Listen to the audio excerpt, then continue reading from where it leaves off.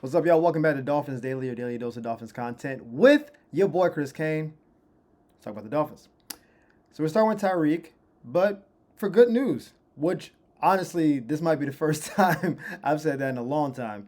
Usually with Tyreek, it's a little ridiculous. But in this case, we're starting with Tyreek because the offseason's been a little bit dicey up until now, right?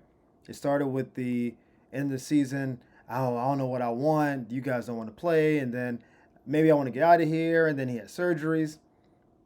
Things have calmed down a little bit. And now it seems that Tyreek is doing everything he can to rebuild the trust with the team, with the ownership group. Because when you come out and say that you don't know if you want to play with a team and these guys don't have the dog in them I want them to have, it seems like you're throwing the whole team under the bus and you're not really taking any personal accountability. And then you have to go back in the locker room with the same people. You basically just said, I don't know if y'all good enough to get me where I want to get to. Totally happens, right? Anytime you've been in a team sport, there are moments when things are a little in dissension. And typically, you can get past it. As long as it's not too egregious, you don't say anything too out of control. If there's love there, brotherhood there, sisterhood there, you can get it back. And in this case, Tyreek is working to try to mend fences, but that basically means for Tyreek, just be on your best behavior, right? So Chris Greer talked about this actually earlier in the offseason. He said he's been working and doing all the things to show his teammates that this is where he wants to be. As I told you when we met with him after the season, he wanted to be here. There was no indication otherwise. In terms of when he's been in the building doing everything, he's been great. Things happen with players. And this is also followed up by the wide receiver coach Robert Prince saying, I guess before Tyreek wasn't necessarily the most responsive in the world. He said, since the Tyreek nonsense, basically, when I call Tyreek, he answers. If I text him, he responds. If I ask him to be at a certain place, he's at a certain place. I'm not getting hit with the essential diva stuff. Hey, I don't want to come to that event. I don't want to show the young kids how to run routes again. I'm kind of off. Now he's like, hey, Tyreek, can you show Malik how to do this? Yeah, I can do that. Yes, I can do that. Now, some of y'all probably thinking, shouldn't he just do that? Is that not what being a professional is? Yeah, that is what being a professional is. But when you've been very unprofessional and a little bit, you know, divish, a little over the top for, a couple years now, this is like a departure from what you've been doing. But this is really kind of the norm. Like when your position coach calls you, you probably should call back. They text you to meet somewhere, you should probably meet with them. They want you to put in some extra work, you should probably put the work in. But when you're, at this point, he's like the second highest paid guy. But earlier, he was the highest paid guy on the team, biggest star. You kind of walk around like, hey, we got a lot of offensive minds in the league. You may not be here as my position coach. Now it's like, hey, I kind of messed up. And apologizing, I don't think apologies really work to that degree. If you just say, I'm sorry, I made a mistake. If you don't change your behavior, we're not buying the apology. And Tyreek has been on nonsense for years now. Years he's been on nonsense. So for you to just say, no, I want to be here. You guys are my teammates. I want to do the right thing. That sounds really cool. It's really easy to do on Twitter, X, whatever, social media. You say the right thing. Hey, look at me. I'm hanging out with Jalen. You got to put the work in. You got to show up to practice early, stay late, like speak up in meetings, help out the young pups, do the community work, which people don't think is really important to a team, but it actually is. Going around when we have team engagements, you're there to shake hands with the fans. Like those are all important things to a team. Those are all showing the ownership group, hey, I know I've been pretty selfish. I know I've kind of been like an I, me kind of dude. I'm here for the team. I'm here for the betterment of everybody else. I'm putting the work in. This is my penance. Not just saying, oh yeah, I kind of said it offhand. I didn't mean it. No, I messed up. I know some guys looking at me sideways. Give me a chance to win y'all back. So I respect Tyreek for this because y'all know I am quick to let you know that he's on nonsense. And this is one time that I think he's doing the right thing. Shout out to you. And hopefully he keeps it up. Now, everything I've seen about the offseason for the Dolphins has been basically negative. People hated the draft. They hated, what we've done in terms of personnel we picked up. Don't like the offseason additions. People are starting to question the Tua contract. Should we stay with Tyreek? We know at some point Jalen Ramsey's not going to be on the team, most likely. A lot of nonsense. Even the over-under win-loss favored in 6 games out of 17. So based on Vegas, we should be 6-11 next year. The question is this a good thing? It's reasonable, right? Some teams thrive on we're the alphas, we're the top dogs. Like the Chiefs are a good example of this, where the Chiefs are basically favored in every game except when they play Buffalo in the regular season. For good reason, they've lost to Buffalo, I think 3 of the last 4 times in the regular season. So there's like precedent to why they shouldn't be favored against Buffalo, even though in the playoffs they've never lost. But in the Mahomes era. But the Chiefs are defending champs back to back, walking around chest out, Kelsey, Mahomes, like they thrive in being the guy being gunned at. They don't seem too phased by it. They don't try to lower expectations like, oh, just a game at a time. They're like, no, we're the best team. We're the best. Detroit does a lot of shenanigans on offense, and people are like, why do you go for 10 fourth downs? That's what we do. Sorry.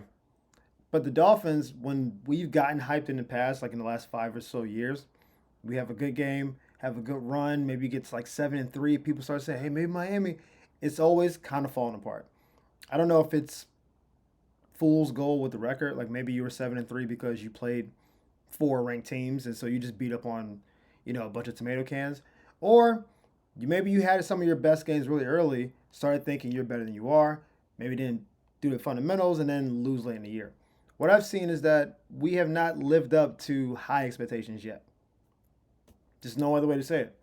But when the expectations are low, I think that might be where this team actually finds itself. Because when people don't expect you to be good, you have to build yourself up. You don't have all these outside forces being like, we expect you to be. Like Philadelphia is expected to win that division. If they win 8 games next year, what happened? But a team like, I don't know, Jacksonville, not supposed to be a good team. Jacksonville can have a really good year next year, though. They got Trevor Lawrence, who should be good. They got Travis Hunter. We already know what Brian Thomas is about. Defense should be a little bit better. Like, could you see them sneaking and winning 8-9 games? Yeah. Because every game they're going to be basically the underdog, and they just kind of play our game. Hey, nobody believes in us. We've seen this in many sports. Us against the world. Nobody believes in us. Hey, it's just us. Sometimes that works. I think seeing Devon say, hey, people out there chirping, keep that same energy, that to me is like, we know what we got, but y'all don't. We're going to show you. I'm not a big let me hype myself up guy. We're going to show you. And if you don't believe in us, that's totally cool. We're gonna shock the world. I like that feeling for this particular team. Not for every team. Some teams I think need a little bit of pressure.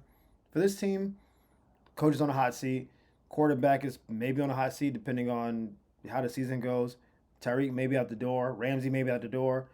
A lot is on the line this year. So it's very easy to just get like lofty expectations. I'm okay with people thinking we're not going to be good. And then we just win games. Beat a couple of those, primetime games, primetime matchups, a couple of playoff teams. You look up, oh, you got 11 wins. You got 12 wins. How'd that happen? Are we locked in? And then maybe we can finally make that playoff run that we've been dying for for basically my life. Like, can we just lock it in for just one run? Nah, we'll see. That's so stupid. Like my whole life. No. All right, we're doing a feature matchup. And somehow we've avoided the very first game of the season. Feature matchup is the Dolphins versus the Colts in Indianapolis, week 1. Now, week 1's a little dicey nowadays because a lot of teams don't really play starters in the preseason. So the first game really is kind of like it's a giant preseason game that actually matters.